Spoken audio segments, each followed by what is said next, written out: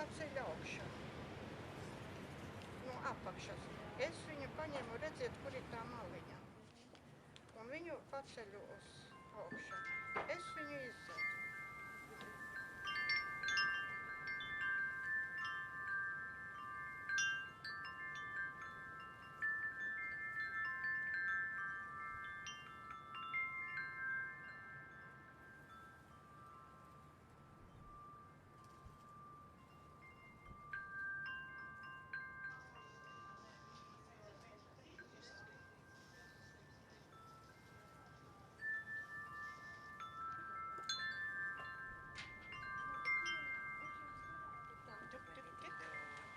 Quite a basic colour again. Super,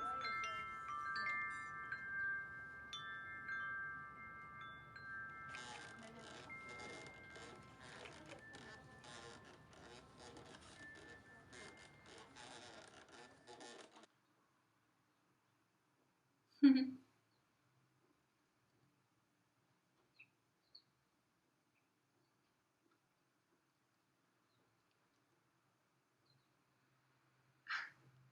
Hi, and welcome to Mandarines, or welcome back. In this episode, I might be distracted because there's a lot of little birds flying around outside, staring at me while I record. So if I'm looking outside for too long, it's because the birds are staring at me and I'm trying not to frighten them. So yeah, welcome or welcome back. My name is Melody, and this is episode 9 of the Mandarines podcast.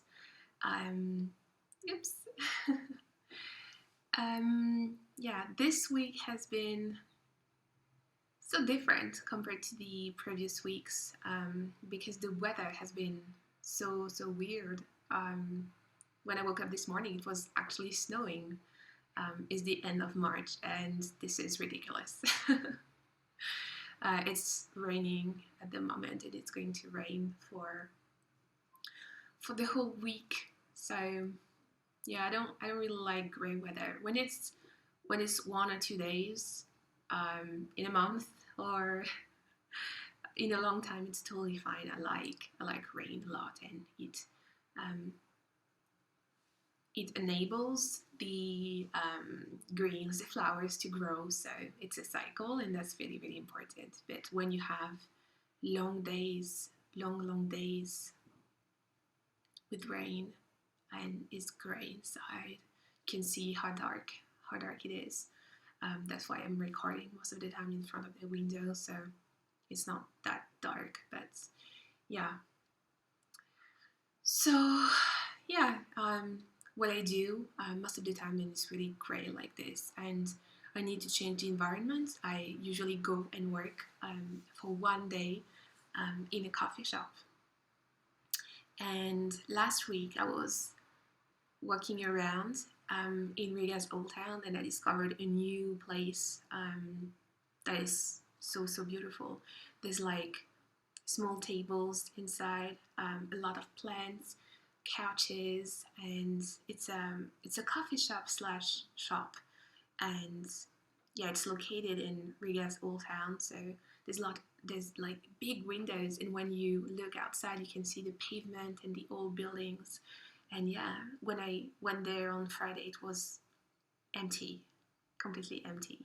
So I'm planning to spend my day there tomorrow. So really looking forward, because it's going to be rainy and grey like today. So yeah, just going out is always nice. And what I try to do as well is buy flowers, fresh flowers or plants, and bring them home so I can have a bit of color inside. And yesterday I went to the market and I grabbed a couple of plants and flowers. Have these iris, and I have hellebore as well. It's almost Easter, and trying not to make too much noise, put it in the back. So yeah, it's almost Easter, And in the central market, there's a flower section, and yesterday it was absolutely crowded with people buying branches and flowers to bring home for Easter, getting ready to celebrate. So yeah, there was quite a lot of flowers to choose from, and it was hard not to get too much. But yeah, I just love flowers, and I try to get fresh flowers once a week or once every 2 weeks. So yeah, knitting. Let's talk a bit about knitting. So what I've been knitting on this week, I finished knitting my new design, and today and from today until Thursday or Friday, I will be writing the pattern down because we have 4 days off for Easter, and I'm gonna try not to work during these days, so I will try to write the pattern down this week.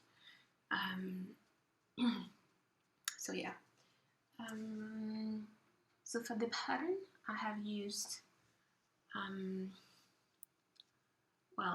I've used fingering weight yarn, and I don't have that much fingering weight yarn in my stash. Well, I don't have a lot of yarn. Can I say that?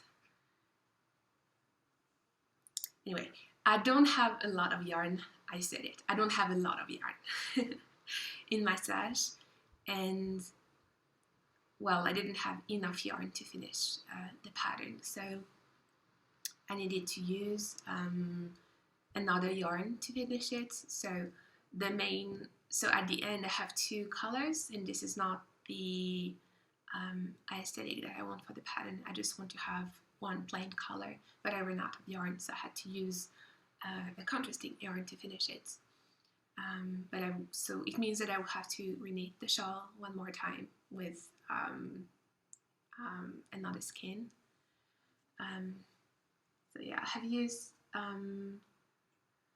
for the sample, I have used Kunz & Company Tern, and for the contrasting, so you have Kunz & Co Tern in here, and the white yarn is the yarn for my water lily. Is the Drops Baby Alpaca Silk. So yeah, I've been knitting on this a lot, and I'm so glad that it's actually finished. I didn't know how it was going to turn out or how big it will be. When it was on my needles, I didn't think that it was that big, and when I finished blocking it, I was absolutely shocked. I think it tripled in size. And so I laid it flat, and I wanted to compare it to my canopy, and it's exactly the same. So it's a shawl, and it's exactly the same size. It's not the same shape, but when you put the canopy on top of the shawl, the ends are the same size, which is weird because so canopy is in sport weight and this one is in fingering, and I didn't plan to make it as big as that, but that's the way it turned out, and I love big shawls. So yeah, I'm very, very pleased with the way it turned out. So yeah. Something else this week. No water lily on my needles yet. It's gonna happen. It's gonna happen very, very soon, because at the moment, well, I don't have anything on the needles anymore, which is good because it means that I can plan a lot of things. There's 2 hats that I will have to knit very soon. So yeah, very pleased with that. And yeah, my water lily, that's gonna be my next project. yeah, this week I've also, so as I mentioned last week, I have a friend who's expecting a little baby. She doesn't know the sex of the baby yet, and she doesn't want to know, which is, I think it's absolutely amazing to be surprised that way. So I wanted, I'm planning to knit her a couple of things, and so I wanted to knit her a little cardigan, and I'm gonna wait a little bit for that because I'm not sure about the colors yet, and I still have time, so I'm not rushing into that at the moment. But I wanted to make her a couple of other things. So I've been making some research and trying to find some things that I could make for the baby.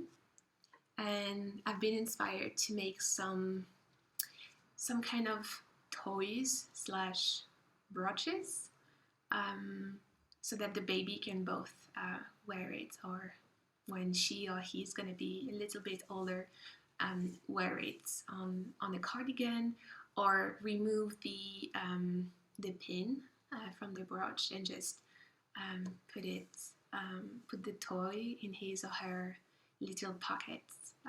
Yeah, just have something cute to carry around.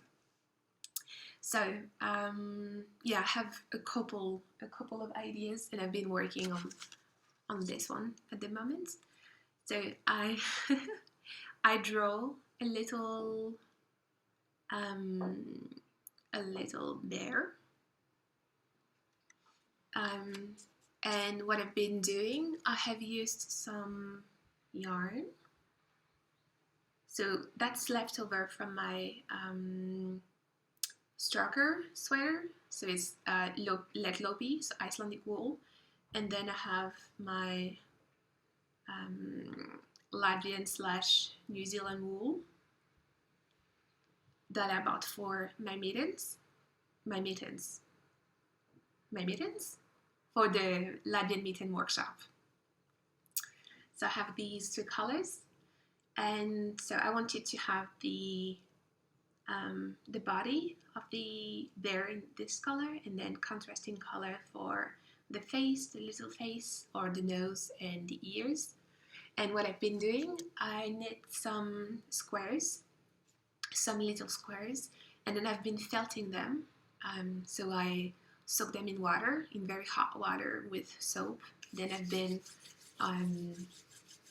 trying to felt them a little bit in the bath. Then I dry them, and while watching a movie, I try to felt them with my hands. So when it was felted and dry, I cut the pieces and just sew them together. And there's still some thread on the back. I finished it yesterday while I was watching La Puta in the Sky from Miyazaki. I'm a huge fan of Miyazaki, and I've been working on that while watching the movie. I cannot watch a movie and do nothing with my hands, otherwise I just feel that I'm losing my time. So I try to always knit or do something else while watching a movie. So I finished this little guy. It's not perfect. I'm not the best at hand sewing or sewing at all. But I think it turned out fine. It's quite okay. So yeah, I really, really love it, and I'm planning to make a couple more. I have so the little bear here, then I have an owl and a pig, and yeah, just having a lot of fun doing that. Just imagining the little one carrying this around makes me really, really happy. I think it's really, really cute. So yeah, you can just pin it like this, or put it in the pocket, or yeah, just have a little cute thing.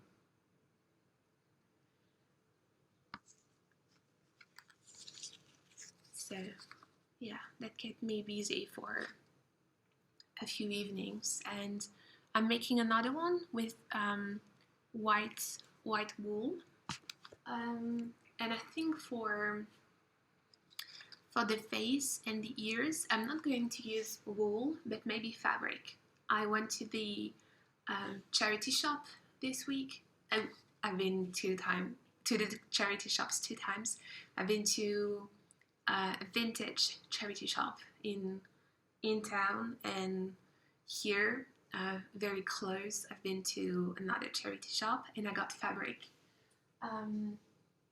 So I have this one. I bought it a couple of months ago already. I made a bag out of this.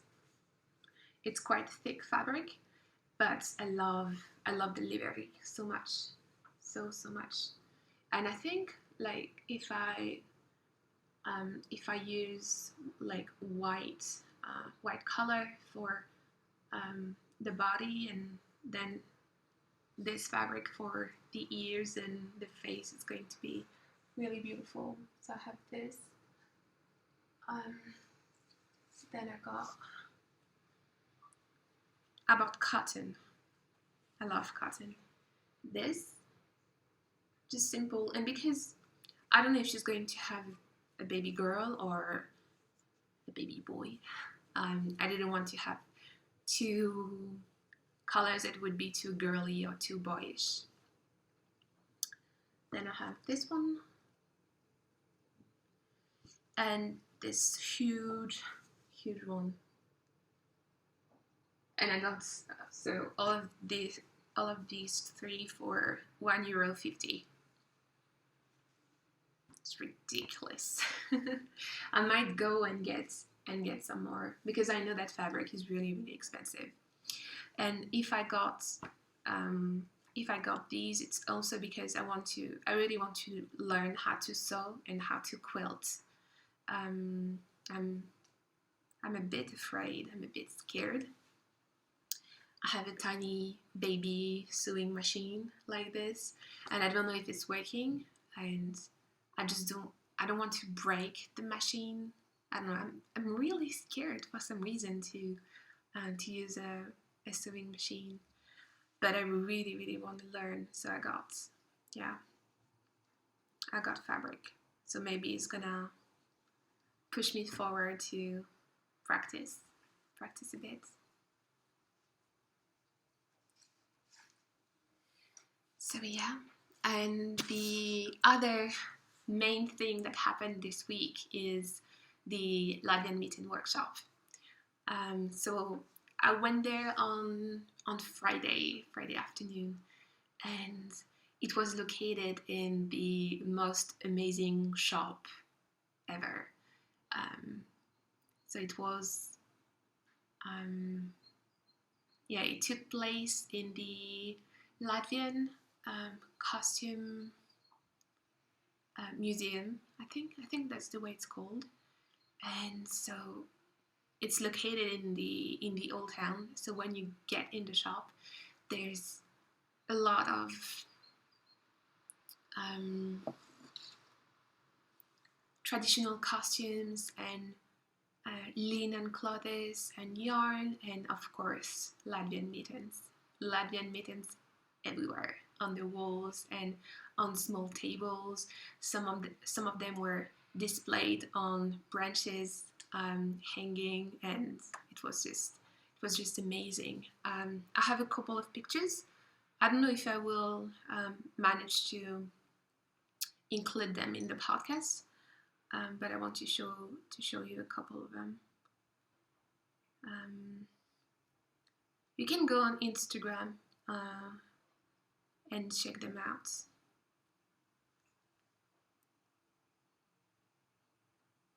Mittens everywhere. The shop was absolutely gorgeous.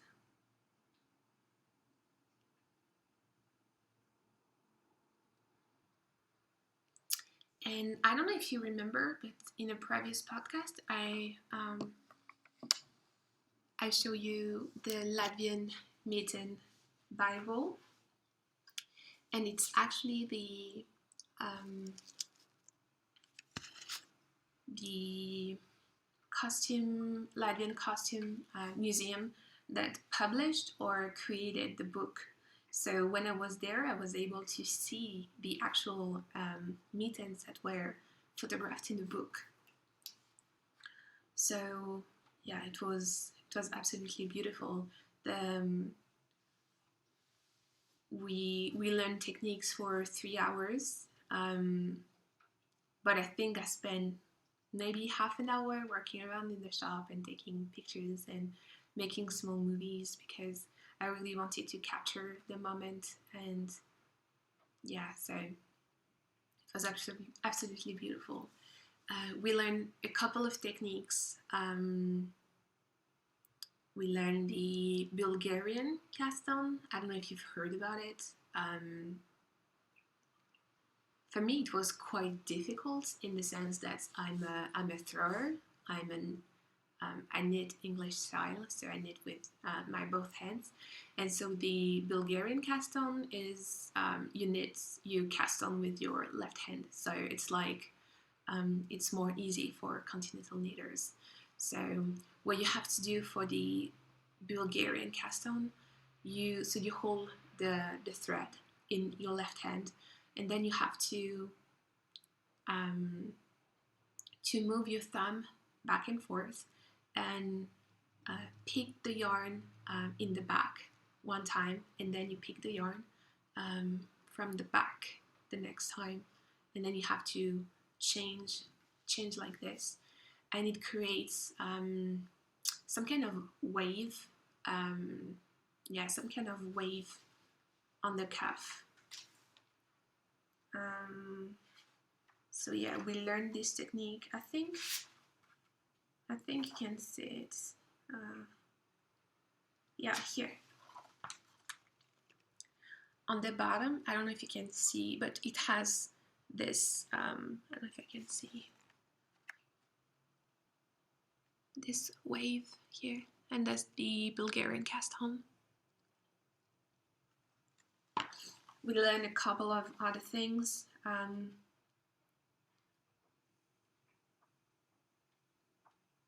Something similar to the Latvian braid, when you have to you purl on the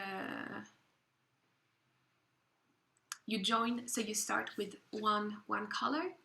On the back, you join. I think on the back you join the second color. You join the second color and you knit two together. You purl two together, and on the next round, so you're on the right side, you purl the two colors separately. So you go back to your initial number of stitches, and that creates some kind of braid. I think I can find some examples in the book. There's so many techniques to learn and to master. The lady that taught at the workshop, she modestly said that she was how did she say that? Not a novice, but she wasn't an expert, but you could see her skills. I think it's something like this. On the bottom, there's a braid, and it's something like that. So we learned a couple of things. She had samples for different cuffs, and then we've tried to understand how to make the thumb. Honestly, I'm not so sure that I got it. I know that you have to use a contrasting yarn. In the sample that she shown us, she used white thread, and then she picked up the stitches I think she picked up like one stitch on top and then one stitch on the bottom, for the bottom part of the thumb, and then on the top maybe she picked up more stitches. And I think there's cutting involved because so you knit the mitten, and there was no thumb hole, just the white yarn, and then she picked up the stitches. So I suppose that there's some kind of cutting involved. I will have to learn how to do that and search online, or search online. I think that there's a book that has been published in the 60s and that has been republished. I think it's from Lisbeth. I don't know if I wrote this down. Lisbeth, and she has a Latvian name because she's from the US, but she's married to a Latvian. So she was really interested in this culture, so she decided to learn more about Latvian mittens. And so I had her book, which is called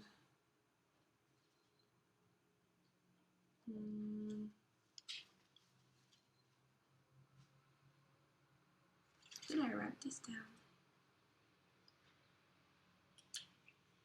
I will include notes if I don't have the book. No, it's The Latvian Mittens Traditional Designs and Techniques by Lisbeth Uzitis, I guess. Uzitis. That's Latvian. And in her book, she talks about the history behind the Latvian mittens, and the symbolism, the colors, things like that. And I don't know if you know that or not, but there's in the old Latvian mythology, there's some kind of symbols like this, and it's like rune. Is that called rune? And they represent like gods or the sun or elements, and I don't know, there's hundreds of them. And if you go to restaurants or even on houses, sometimes you can see the symbols, on all houses, and it's absolutely fascinating. For example, they have a god for the sauna, or they have a god for the sun, and so these symbols are usually included within the mittens patterns.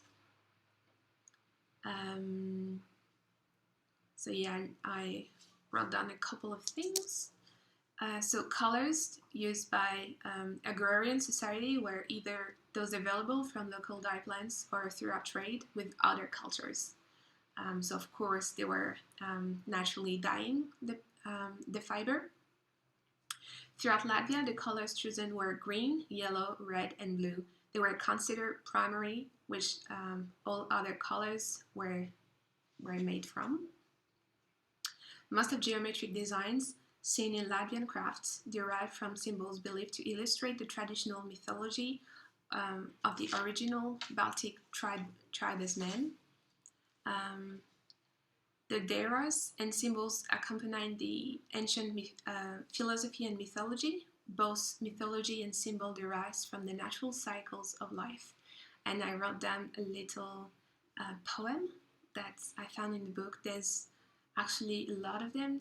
So the deras, I think that's the way it's called. It's folkloric songs, and they usually refer to mittens or traditional things. So the one that I wrote down is, "Give to me one pair of mittens, which have lovely glowing signs. Springtime now is long since over. Must conform to winter time." So there's she has, I think, like 5 or 6 poems, and they all refer to mittens. So that's the map of Latvia. Vidzeme, that's the region.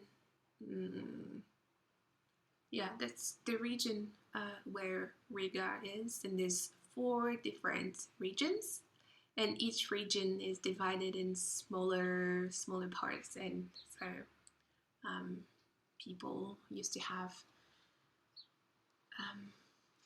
different patterns associated with the place they came from. And when I went to the little coffee shop that I mentioned before, I found this little postcard. I will go back so tomorrow, and I will try to see if they have some more.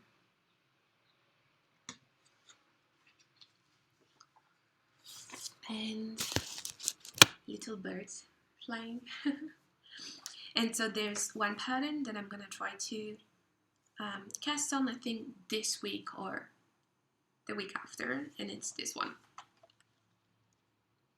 I love it so much, and I think it's the pattern is not that complicated in the sense that like I think I can manage to make the calf.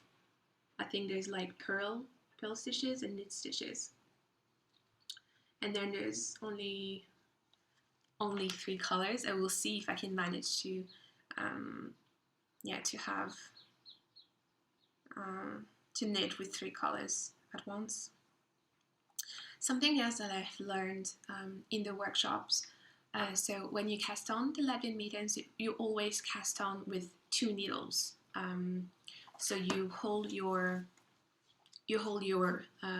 double pointy needles. You hold you have 2 of them, and you cast on, and then you remove 1 needle and you start to knit the next round. And they do that because it's really hard to knit the next round if you only have 1 needle, because the stitches are too narrow, too tight. So it's really hard. But if you already have worked with 2 needles, you have more space. You have more space to knit, so it's less painful. And so then she said that you always have to make a swatch, always, just to know if it's going to work. Yeah. Then she explained that so you have the design, you have the chart, and she explained that you can actually crop the chart if you want to make smaller mittens, for example. So what you can simply do, you have to make sure that it's always working. So for example, you decide to remove this part to make, I don't know, towel mittens. You can definitely use this chart. You simply crop it here, just try to always follow the spine, and then for example, so it would be here, and here.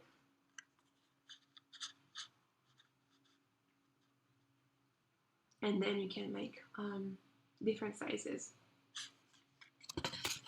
They usually knit the Latvian mittens with size 1 or 1.5 millimeter needles. And for the workshop, I used I think 2.25 millimeters, and it was really small already. It was really small. So I guess if I knit with 2.25, my gauge is going to be too big. So yeah.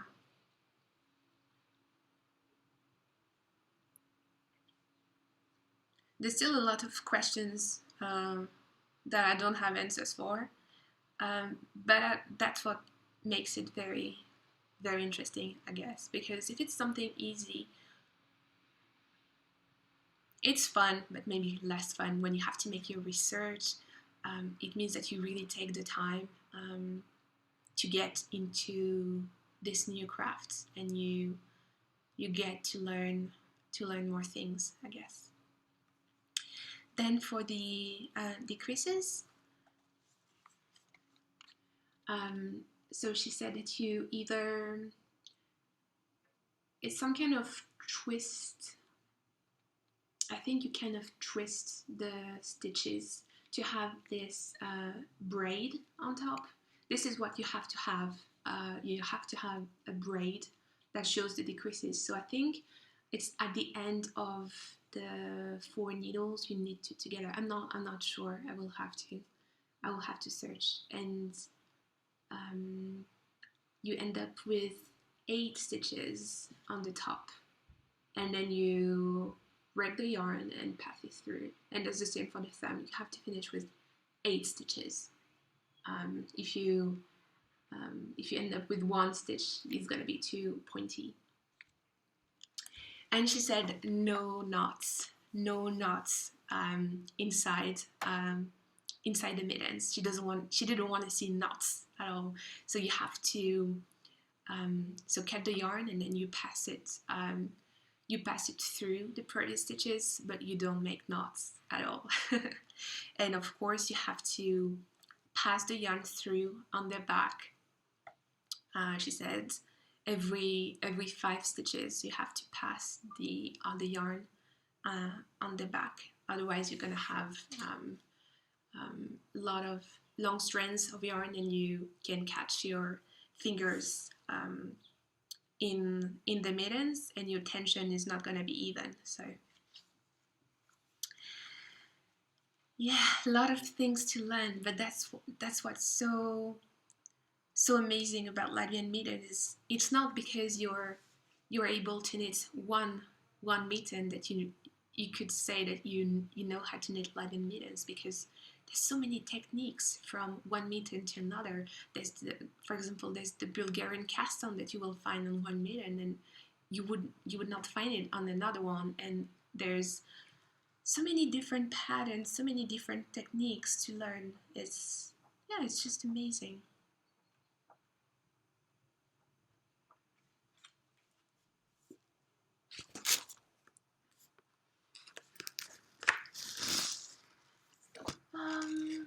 I don't think I have anything else to share this week.